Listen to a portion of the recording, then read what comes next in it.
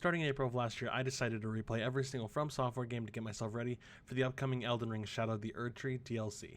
I'd planned to do something similar to this 2 years ago before Elden Ring came out, but my computer exploded, so we are doing it right now. In the last episode, we finished off the rest of the optional bosses, including a giant gummy bear, and this time we're ending the base game of Bloodborne, which means, yeah, we're fighting Gehrman completely blindfolded.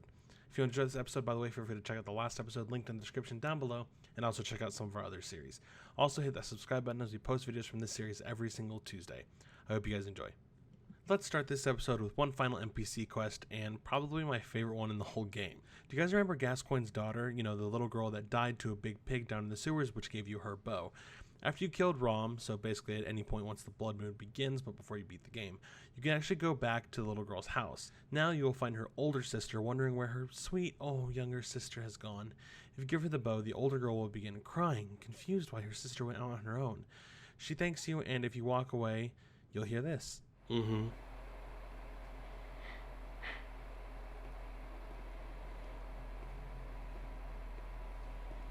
That's a perfect ribbon. And now it's mine. I can't wait to try it on.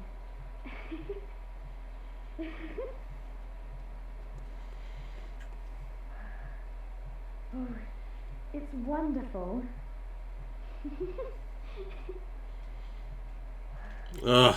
It's just like, I don't know. It's not anything crazy, but something about it just like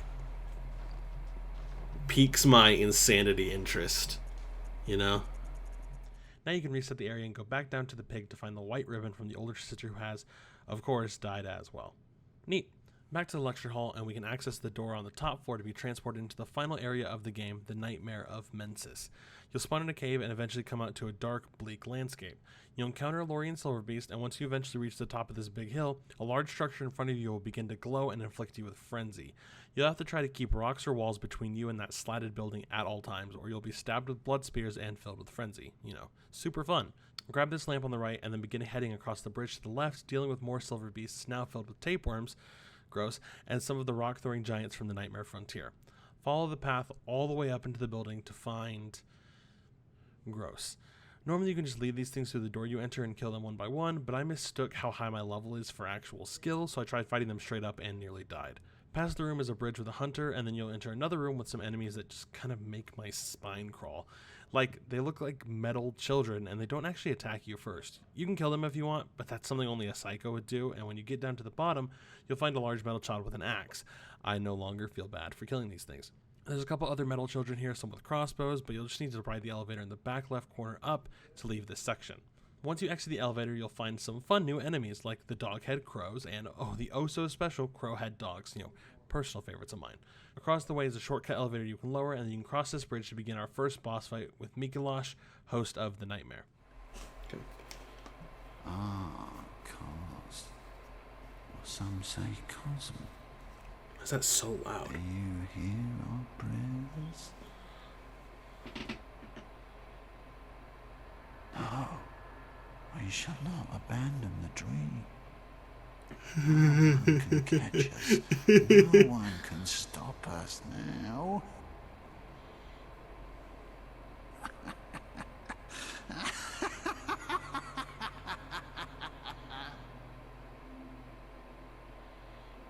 Yeah. Unfortunately, like I said, not a boss that you can really do. Zach, shut up. Not a boss you can really do blindfolded.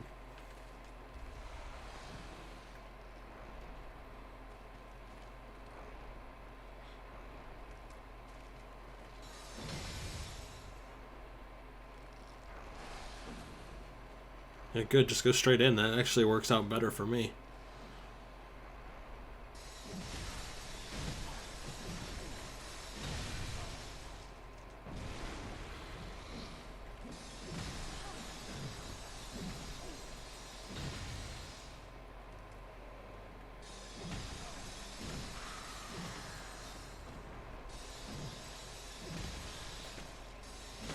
Nightmares.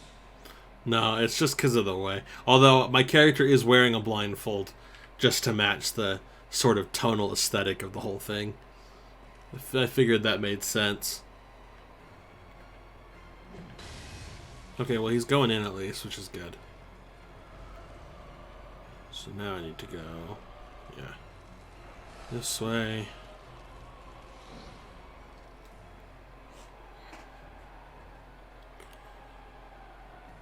Up here. Move! Oh, God. Jesus. That you once plant eyes on our brains to cleanse our beastly idiocy. A grand lake of mud, hidden now from sight. The cosmos, of course. Let us sit about and speak feverishly, chatting into the wee hours of new ideas of the higher plane.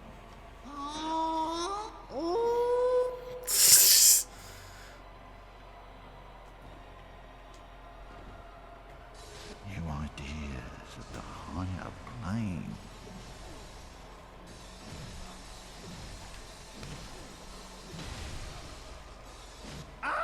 Yeah. Now I'm waking up. I'll forget everything. There we go. Good lord. Mantis Cage, now I can roleplay as my favorite cage head. As I said, not exactly a boss that can be done blindfolded, since half of the boss is just chasing the guy through hallways. Once he's dead, head back up the area used to drop down into the boss room to access the newly raised bridge and enter the final part of this area. As you head outside from the lamp, there are a few staircases to your left with some more crow dogs, of course. Go the rest of the way up to unlock another shortcut elevator, which we'll use later for some fun things. Head down the path to encounter the Shadows of Yharnam, now acting as regular enemies. Then continue heading up to find a pig. Finally a normal enemy. Definitely not a pig with like 50 eyes. No, not at all. I decided to take this drop down, which leads me to some skittering beasts and more shadows. Then I continued to a part further along the upper path with, of course, more shadows who absolutely destroy me. Cool. I get back there, kill the shadows, and head up the final set of stairs to come face to face with Queen Yharnam, the same lady we saw in Rom's Lake before the Blood Moon. Past her is another elevator which completes the long shortcut line, so we're going to take that down to do some fun stuff first. The second shortcut elevator that we activated when we first got to this section, you can actually jump off of it early to enter this corridor, which leads to a garden that has 3 winter lanterns in it. I equipped some armor with high frenzy resistance, which, by the way, does absolutely freaking nothing for me, and take care of the lanterns to get to the other side of the bridge. The other side contains a bunch of patches spiders, not really sure why, and you have to go through a door to find this lever, which will drop a giant brain. What the f? Turn around and take a right to drop down this hole, where you'll encounter more spiders and another winter lantern. Cross the gap to kill the brain, grab the items in here, and then cross back to leave through this door. This area has some items and a bloodstone item which you need to max out your weapon. There's only like 3 of these per run, so make sure you use it wisely. Now we head back to the area where we first encountered the metal children, and we can find an elevator that drops down into the abyss. Write it down and you can come face to face with the thing we dropped from the ceiling, the brain of Mensis. This was the thing that was causing the frenzy in the first area, but don't kill it just yet. Do you remember the gesture we got before fighting Ebrietas? Well, if you use it in front of the brain and then wait for about 50-45 seconds, something like that, your character will change their pose and you'll be granted the max level Moon Rune. You know, great, awesome, more souls. Now feel free to kill the brain to get a living string, which you need for some challenge dungeon stuff and some more souls as well. Head back to where you found the Queen of Yharnam, then head in the direction she's looking to ride one last elevator and enter the arena of our second to last boss, Murgo's Wet Nurse. I know I can still see. I just gotta start the cutscene and the actual fight first.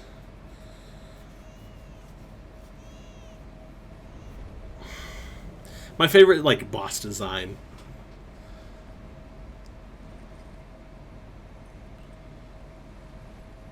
It's so weird. Like an elephant crow with scimitars. You can still see. Lock on. Back up. Here we go.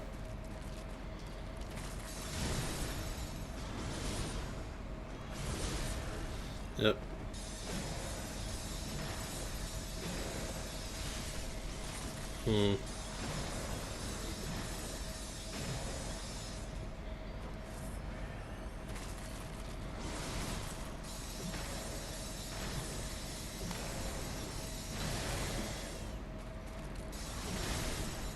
Okay, I was about to say, what is she doing? She's just like standing and... What is happening?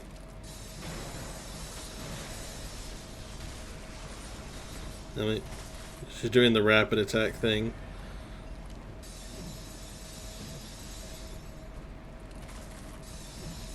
Uh-oh. I don't think I'm locked on.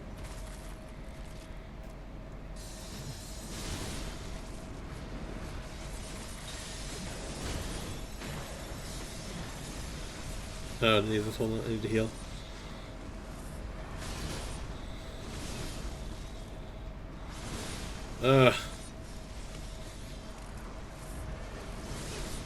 No, come on, I need to heal like more than that. There we go.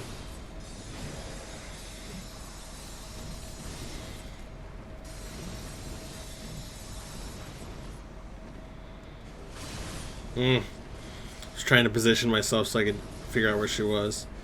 I think we're in the teleporting section. I actually can't tell though. Actually, no. I know for sure because I was just hitting her, and then all of a sudden I'm not hitting her anymore. Ugh.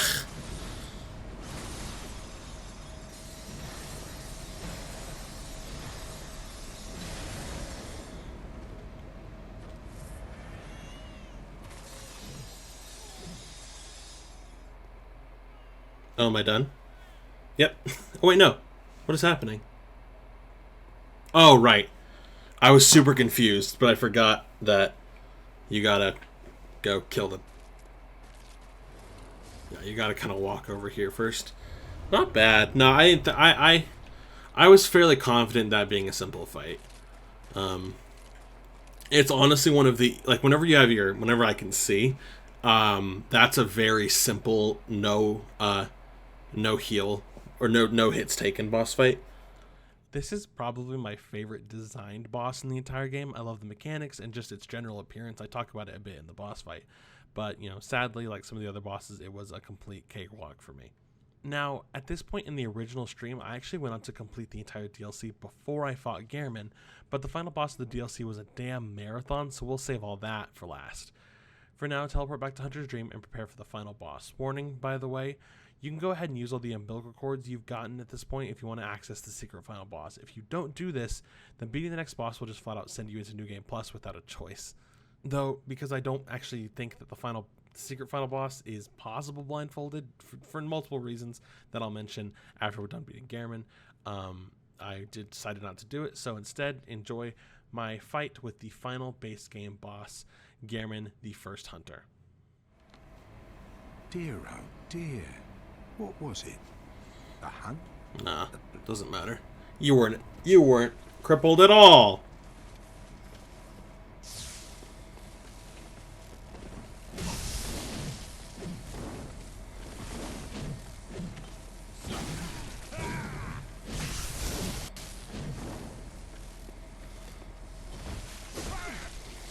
Yeah, he doesn't make very much noise.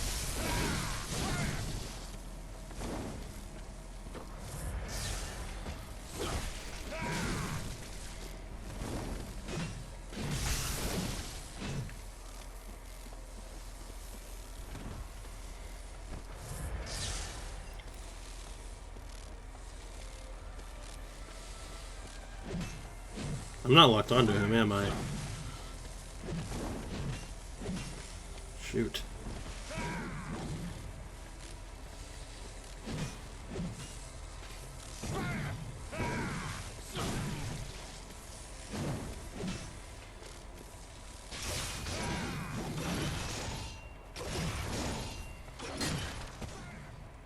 I have no idea where he is, dude. There we go.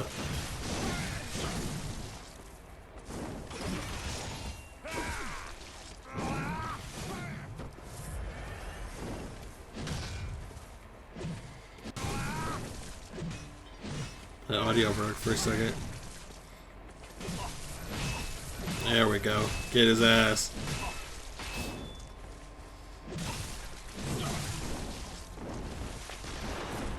Okay. Heal.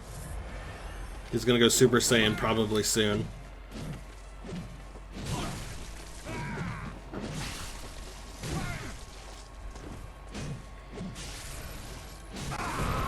Yep. Actually, I should probably get away from him real quick.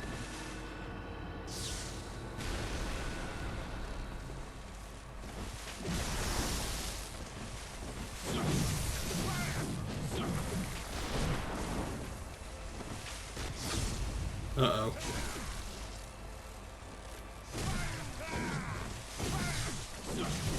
Oh my gosh, please stop.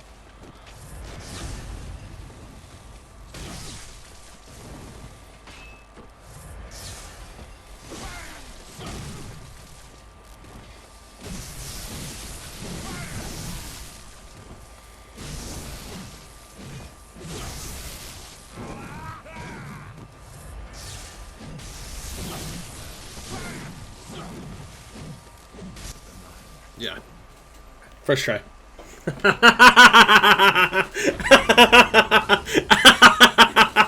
I knew it was gonna be easy. I knew it was. I literally knew that it was gonna be easy. Yeah.